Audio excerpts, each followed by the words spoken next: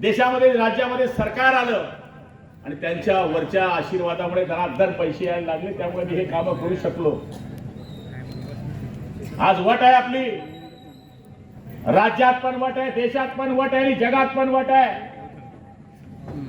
तुम एक को मारेंगे तो हम 100 के मारेंगे, हे जे आपल्या मोदीजींनी म्हटलं होतं ते दाखवून दिलं.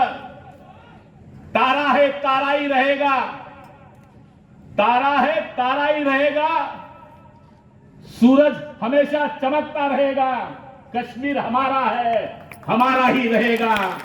या पद्धतीनं जे चारी मुंड्या चित करून पाकिस्तानला धडा शिकवण्याचं काम केलं, त्या पद्धतीनं आपल्यामध्ये लक्षात आलं असेल की शेवटी लढाई जरी झाली असती तर 10 दिवसाच्या वर पुरते नाही. सगळ्यांना लक्षात येऊन गेलं होतं. मग म्हणे एरंडोली करा, जुमधामनं जाहीर मिटाळल्या. 5 वाजता शस्त्रबंदी केली, 8:30 वाजता पुन्हा बॉम्ब टाकायला चालू केलं. चित्र बघा, फोटो बघा, ज्या मुलाचं लग्न झालं, आज हळद लागली, उद्या लग्न लागलं आणि तिकडनं कॉल आला, तो एसटीत बसला की मी चाललोय सीमेवर. काय जिगर असेल. आज मी सकाळी घोडगाव इथे गेलो, चोपडा तालुक्यात. त्या ठिकाणचा वीर जवान, त्याची स्टोरी तर इतकी भयानक आहे महाराज की तो 3.5 वर्षाचा असताना त्याचे वडील वारले. आई अंगणवाडीची सेविका होती, त्याने लहानचं मोठं केलं. आई विधवा, त्याला नोकरी लागली, मामाने त्याला शिकवलं, नोकरी लागली, तो मिलिटरीमध्ये भरती झाला. आणि 2 वर्षामध्ये मिलिटरीमध्ये गेल्यानंतर 3ऱ्या वर्षी त्याला सीमेवर, मणिपूरच्या सीमेवर हुतात्मा पत्करावं लागलं. आणि ती बाई, त्याची मिसेस सुद्धा विधवा झाली. आज त्याची मुलगी फक्त 6 वर्षाची आहे.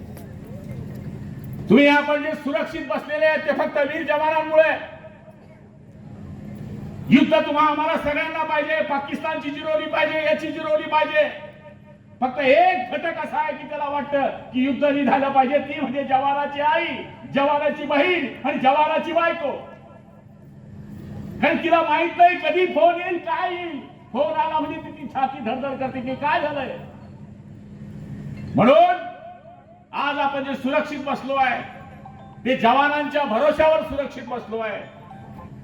आणि आज या जवानांनी हे सिद्ध करून दिलं. माझ्याकडे योगायोगाने सुरक्षेकरता जे पोलीस बांधव आहेत त्याच्यातले 90% पोलीस मिलिटरी मॅन आहे. त्यांना एक कॉल आलाय, तयार हो. मी त्यांना विचारलं, तुम जाएंगे?